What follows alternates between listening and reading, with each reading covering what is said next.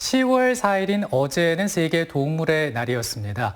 함께 살아가는 생명으로서 인간과 동물의 관계에 대해서 한번 생각을 해보고요. 또 멸종 위기종이라는 게 있지 않습니까? 이것을 보호하자는 의미를 또 생각해보는 날이라고 볼 수가 있죠. 네, 그래서 이상대 PD 시선에서는 2주에 거쳐서 동물과 인간의 공존 또 함께 행복하기 위한 방법을 고민해 보려고 하는데요. 네. 먼저 전시동물을 향한 시선 담아왔다고 합니다. 화면으로 함께 하시죠.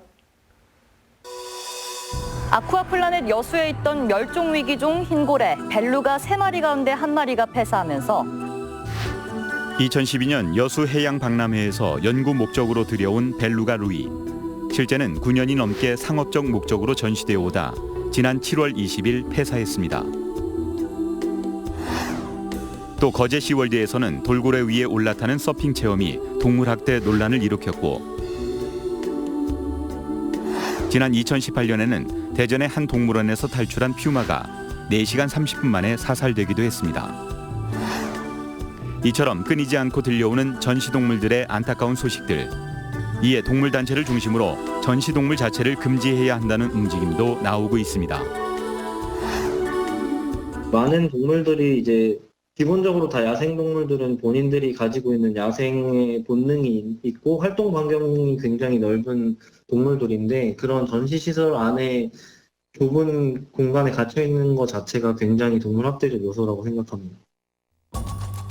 본래 하나의 먹이 사슬 안에 존재하며 서로 천적 관계로 살아오던 인간과 동물. 하지만 인간과 자연이 멀어지면서 그 관계는 깨어집니다. 18세기 산업화 이후에 거의 도시화되고 막 이러니까 흥미와 호기심을 자연하고 이제 멀어졌잖아요. 그 전까지는 거의 농업으로 살면서 동물들하고 그냥 어떻게든지 만났었는데 그런 것들이 점점 없어지다 보니까 18세기부터 대중한테 이제 공개가 되는 거죠.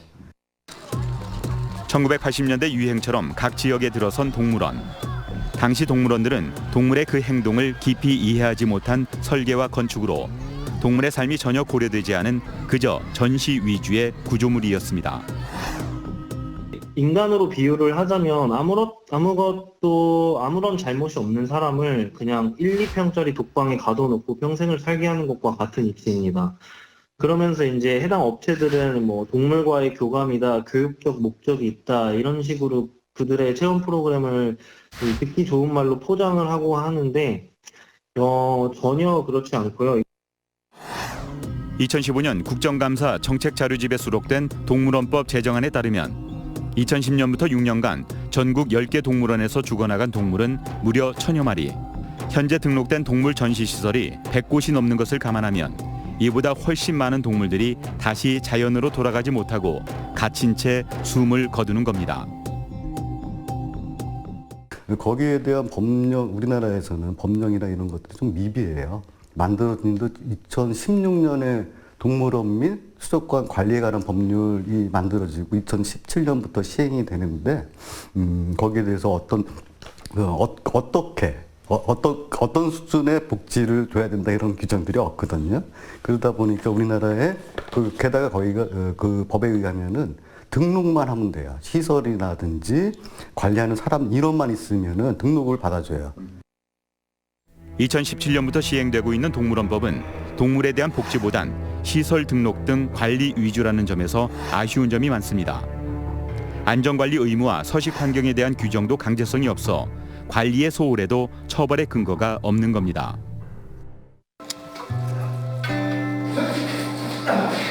사람에 의해서 산림이나 자연환경이 소멸이 되고 점점 황폐화가 되잖아요. 멸종이 될 수밖에 없어요. 서식지가 없으니까.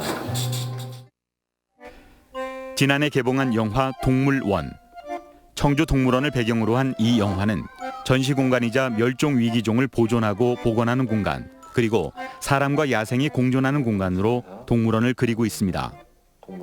그리고 이곳에서 동물들의 진료와 사육을 담당하고 있는 김정호 수의사는 스스로를 동물원 반대론자라고 말합니다.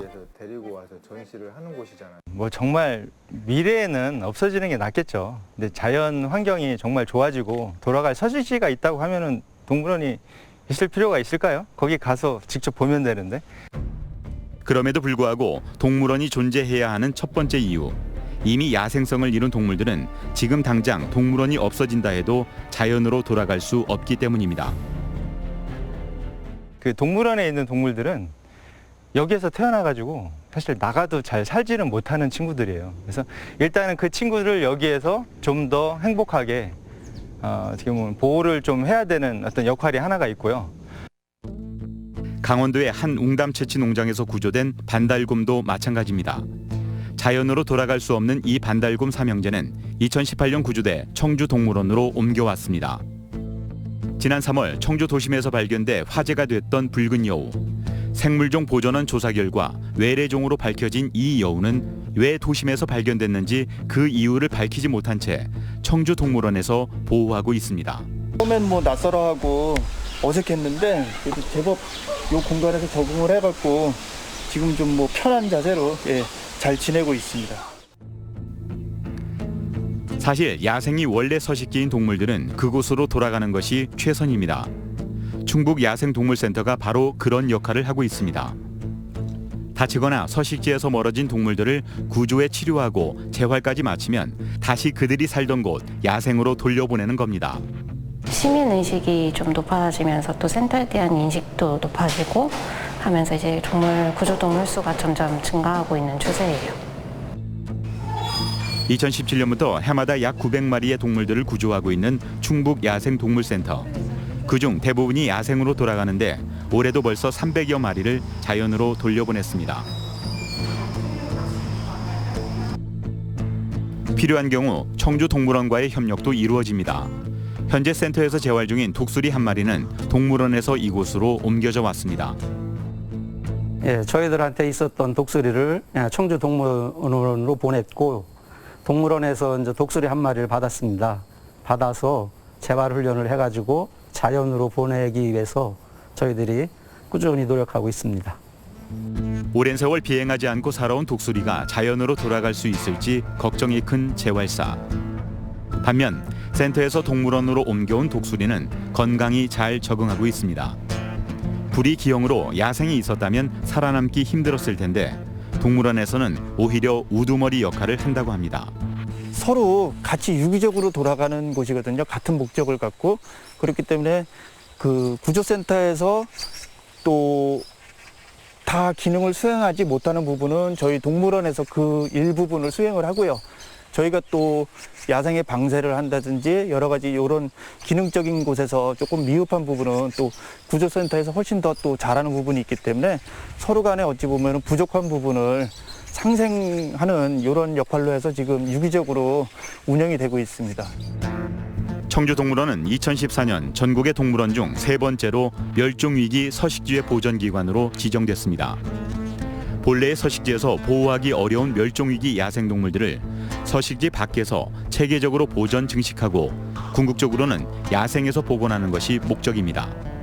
사실 백두산 호랑이의 어떤 정자나 난자가 있어서 호랑이를 되살릴 수 있다고 하면 굉장히 큰 일이잖아요.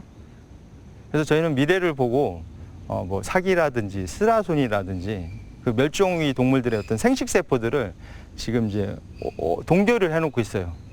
언젠가는 멸종해도 쓸 수 있도록. 동물원의 순기능 중에서 멸종 위기에 있는 토종 야생동물들을 보존하는 것이 매우 중요해졌습니다. 한 동물, 한 종이 사라진다는 건 생태계에서 어마어마한 일이거든요. 그게 다시 또 인간한테 또 되돌아와요. 그래서 어떻게 보면 동물원에서 그런 목표를 충실한다면은 그 진정한 야생동물 보호하는 그런 동물원이 되겠죠. 예. 교육의 목적 역시 지금처럼 동물을 보고 먹이를 주는 것이 전부가 아닌 생태의 흐름을 알려주는 것이 중요하다고 합니다. 될 수 있으면 동물이 살던 곳과 비슷한 환경 만들어주는 거. 그럼으로써 이제 그 동물원 순기능이라면은 그 생태, 자연 생태에 대한 교육. 이런 움직임의 하나로 곰 방사장의 변화를 볼 수 있습니다. 한정된 공간에서 방사장을 넓히는 것은 한계가 있다고 판단, 해먹을 달고 나무를 설치해 곰의 행동 풍부화를 유도했는데 이 결과 곰의 스트레스가 많이 줄었다고 합니다. 예전에는 곰들이 세면바닥에서 살았고 그러다 보니까 발바닥이 갈라지고 손톱 발톱이 다 닳아가지고 아파하고 막 그러니까 안 움직이게 되고 또 뭐 덜 움직이게 되면 식욕도 떨어지게 되고 건강이 많이 안 좋아졌었는데 현재 긍정 훈련 중인 표범 직지도 마찬가지입니다. 어린 시절 사육사의 손에서 자라 오랫동안 좁은 우리 안에서 생활하다 보니 건강에 이상이 생겼다는 직지. 저 친구가 원래 여기에 있었어요. 이 좁은 공간에 있다 보니까 그 전형 행동이라고 하죠. 같은 자리를 계속 의미 없이 왔다 갔다 하는 그런 행동들을 많이 했거든요. 바깥이 보이지 않는 좁은 우리 안에서 생활하던 표범에게 나무를 탈 수 있는 시설을 만들어주고 다른 방사장을 드나들 수 있는 통로까지 연결해주자 건강은 눈에 띄게 좋아졌습니다. 일단 식욕이 좋아졌고요. 식욕이 좋아짐으로써 또 이제 정형행동이 일단 없어졌고 그 다음에 털 색깔이 황금 색깔로 확 변하는데 너무 좋습니다. 여기에 그치지 않고 올해는 호랑이와 사냥, 여우 방사장의 확장 공사를 앞두고 있는 청주동물원. 더 자연과 가까운 시설을 만들어주고 싶지만 그러려면 막대한 예산이 필요한데 시민들의 관심과 예산은 턱없이 부족합니다. 그 동물원에 이제 동물들을 갖다가 그렇게 이제 생태적으로 만들고 뭐 교육도 하고 그런 그 정도 복조도 하려면 어마어마한 예산이 또 필요하거든요. 그런데 미처 못하고 그 서울시 같은 경우가 이제 서울대공원이 서울시에서 운영하는 건데 거기는 그래도 굉장히 노력을 많이 해요. 그리고 채 20걸음이 되지 않는 방사장에 가두고 먹이 활동조차 허락되지 않는, 사람으로 치자면 아무 일도 하지 않은 채 집에 가만히 있는 것과 같은 상태의 동물원은 없어져야 한다는 김정호 수의사. 어떻게 보면 이런 어떤 호랑이사 같은 좁은 어떤 그 시설에 있는 어떤 동물들을 담고 있는 동물원은 당연히 없어져야죠. 저는 없어져야 된다는 게 그런 동물원들이고요. 변해야 되겠죠. 청주동물원은 동물복지동물원으로 탈바꿈하기 위해 전국에서 처음 운영 규정을 진보적으로 바꾸기도 했습니다. 사실 멸종위기 동물들을 가격으로 우리가 뭐 가축처럼 사고 파는 게 아니기 때문에 그 가격으로 매긴다는 거. 또 옛날에는 또 대동물, 소동물, 중동물 그랬어요. 근데 뭐 크다고 중요한 동물들은 아니고 뭐 크기에 따라서 나눌 수는 없어서 뭐 그런 중요 동물 위주로 그런 식으로 이제 바꿨죠. 또 동물윤리위원회를 설치해 동물의 치료와 안락사를 전공자, 외부 수의사, 시민단체 활동가 등과 심도 있게 논의해 결정하도록 했습니다. 먹이를 사냥해야 할 걱정이 없고 천적이 없다고 해서 동물원의 동물들이 과연 행복할까요? 진정 코끼리를 위하는 것은 그들을 소유하지 않는 것이다 라는 말이 있습니다. 지금까지의 동물원이 환경도 맞지 않는 좁은 곳에 가둬 전시하는 것이 목적이었다면 미래의 동물원은 동물들이 좀 더 행복할 수 있는, 그리고 인간과 함께 살아갈 수 있는 방향으로 나아가야 하지 않을까요? 동물한테 어떻게 하느냐, 그러니까 동물한테 잘 해주는 마음이 사실 사람한테도 잘 해주는 마음이거든요. 그러니까 어떤 대상, 상대방한테 공감한다는 그런 얘기잖아요. 그러니까 일단은 그 어렸을 때부터 동물들한테 잘 대해주는 어떤 그 자세를 배우는 게 결국에는 아름다운 세상을 좀 만들지 않을까.